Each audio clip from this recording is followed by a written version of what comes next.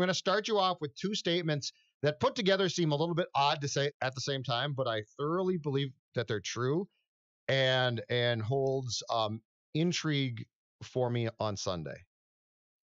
One, after watching the Bears play Washington last night, I firmly believe that the Vikings can win that game. Yes. Now, the Bears defense is absolutely fantastic, but my takeaway one is I am not going to dismiss the fact that this is a game that the Vikings can very much win. And if they do, it's going to convince me of something that I have not seen so far, because their 2 wins have come against teams that they've absolutely destroyed.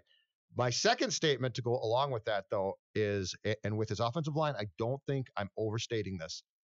I am concerned about the health of Kirk Cousins. Yeah, I would understand being concerned about the health of Cousins, because Case Keenum last night had guys in his face at all times, it felt, except for when they went on that little spurt in the second half. That's when it was okay. But that entire first half, he was under pressure every time he dropped back to pass. And I don't necessarily know how good Washington's offensive line is, but I know that the Vikings have struggled to protect Kirk Cousins so far this year. So I think that that's going to be an issue. That being said, it's still a game where I was close to saying the Vikings were going to win yesterday. I don't know if I feel any closer today, because the Bears defense did look really good for most of the game yesterday, and Mitch Trubisky looked pretty good too for the most part. He deserves credit for yesterday's win. But it's tough for me to have a feel on how I think this game's going to go right now. Yeah, here's my thing. I am very curious to see now what the Vikings do from a game plan standpoint, and from a standpoint of yes, you've established that you want to be known as a run-first team. And yes, the run on Sunday at Soldier Field, particularly with Dalvin Cook, is going to be absolutely vital. But that Bears defense, if that's going to be your complete game plan, it's going to get stopped at some point. Yeah. Now, where my concern comes in is, okay, and this is not even, so this is, I say this before I get to my concern about Cousins' actual play and struggles. That offensive line, what do they do? What do you do? The Sunday night game last year, Danny, Khalil Mack at one point was trying to be blocked one-on-one by Riley Reif. He will annihilate Riley Reif. So how many do you keep in? If and when you have pass plays, and you certainly will, how many do you send out? There's so many things here that I am now curious about offensively, because this reeks of, what would you say is fair? 14-10 game? Yeah, 17-14, low scoring for sure. 14-10? Yeah. Okay, so this reeks of that game, and I don't think the Vikings defense is as good as the Bears, but I think it's very good, and I think the Vikings defense against Trubisky is going to give him problems as well. Sure. But offensively, what's your starting point here? Because if you just pound the ball, and you don't throw, the Bears are going to say, okay, come at us.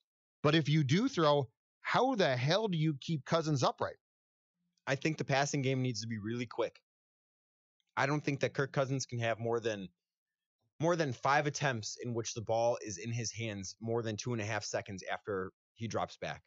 I think you've got to get the ball out of Kirk's hands quick, and I think it matters more. Can he do that? He's not going to have a choice, because if he doesn't, he's going to be on his back. That's what your option has to be offensively. That's how you have to game plan for this Bears defense. Because if you don't, Kirk Cousins is going to get hurt, and the Vikings are going to lose the game, and Sean Mannion's going to be the quarterback for a long time. So do you morph this into, instead of consistently trying to hand the ball to Dalvin Cook, does this morph into, we're going to try and just dump the ball off to Cook? No, you still have to run the ball with Dalvin Cook. No, I don't think that I know, changes. but is the passing game then the tight ends and Dalvin Cook and bang the balls out? Because Kirk struggles there. Kirk is not great at delivering the ball quickly. I know. So you're going to have to work all week long on, and Kirk is going to need the security of knowing exactly where the guy who's going to catch the ball is going to be, and he's going to be there almost instantly. What stops them from being able to use Stephon Diggs and Adam Thielen in the quick game? Nothing should, but they don't use them nearly enough. They could, yeah. Those are two of your best athletes on the offensive side of the ball. Dalvin Cook's the other one. Your plan should be to get them the ball in space. Get them one-on-one against a defender and go win that battle. That's what their plan should be, a lot more than it is. Throw them a quick slant. And If you think back to last Monday night when Odell Beckham had that 89-yard touchdown catch against the Jets, why not run something along the lines of that? Where it's one step ball out, guy gets the ball in space, one of your best athletes on the outside, let him make a move and go. If he gets tackled, it's a gain of 4, then you fight to live another day. If not, he could be running for a long time. Those are the types of plays I would like to see this offense incorporate more of in the passing game. Don't you want to include Dalvin Cook more in the passing game anyway? Sure. With this offense anyway. I mean, you want to put the ball in his hands as much as possible anyway, whether you're handing it off to him or throwing it to him out of the backfield. You are going to have to give Kirk, and this is going to need work starting, internally as far as game plan today, but the installation starting tomorrow is you're going to need to give Kirk specifics on exactly what he is to do, when he is to do it, and how it is going to go down. Like, you cannot go in there. Kirk Cousins doesn't have the wherewithal to say, all right, buddy, you're a veteran quarterback and we can trust you. And it's going to be the quick game, and so let's go to it. This is going to be Kubiak and Stefanski literally sitting with him probably tonight, tomorrow, and Thursday saying these are the plays that we think can work, and they're going to have to work, because if they don't, I am very afraid he's going to get hurt.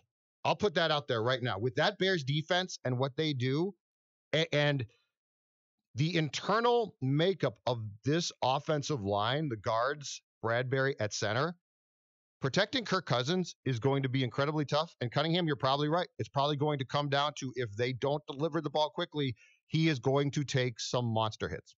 That's what they're going to have to do. That's the only option I can see, because you don't have the time to take deep shots against this defense. You could have against Oakland last week. You could have tried to open it up and throw deep and try and stretch the field vertically a little bit more than you had in the first 2 weeks. But you really can't afford to risk that this week. It's tough to see how much time Kirk Cousins would be able to have to give a guy like Diggs or Thielen to run downfield on a go pattern. And again, too, I asked this: who is the double team against Khalil Mack? If he's single teamed at all, you are that down, unless you do something that I'm not expecting on that down, you're dead. There's no hope there unless you can run the ball away from him and Cook. But still, this defense is good in its entirety. So Khalil Mack, who's helping?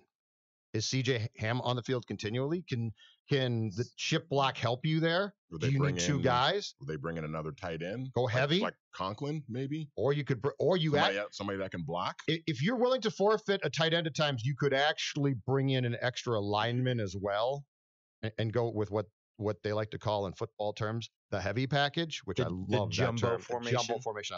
I love those terms. But you could consider that too. You're gonna have to do something there.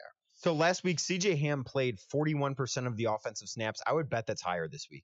I would bet he's close to 60 or 65. If they really care about pass protection, I think that you need to see a little bit more CJ Ham in there just to help out in the blocking scheme. Oh, you're going to have to. Somebody's going to have to play here. He was at 41% last week. It wouldn't surprise me if he's around 65. You are going to have to, I think, to have success, you're going to go into the game having to forfeit one thing that you would like to do for the sake of pass protection. Yeah. And just blocking, too. Just blocking. These guys are going to blow you up. Yes. And now on both sides, the reason why that I think the Vikings have a real opportunity here is because of this guy. Empty look for Trubisky. And Trubisky will have the easy toss to Gabriel for the score. And finally, the Bears offense does that this year.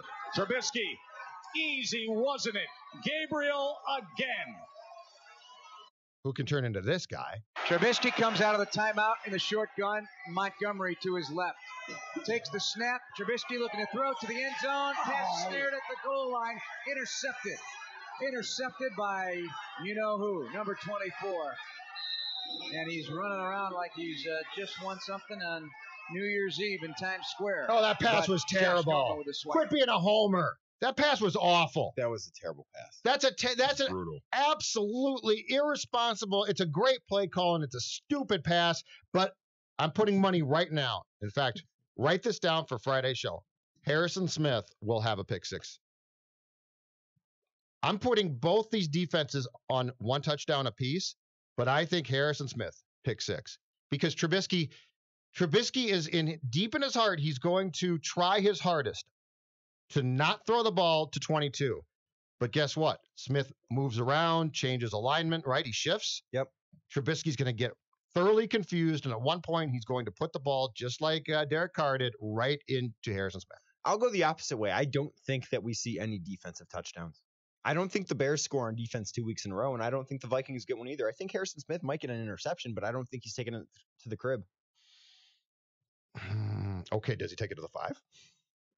I don't know. I'm going touchdown. No, because I'm going I think touchdown, and I think it's a low-scoring offensive game and considered a high-scoring defense. I think Trubisky's going to make his mistakes inside the red zone. I think that's where he's going to have that big mistake. Is they're all going the to more delicious for a but 89-yard touchdown return. Harrison Smith's not running that far with the ball.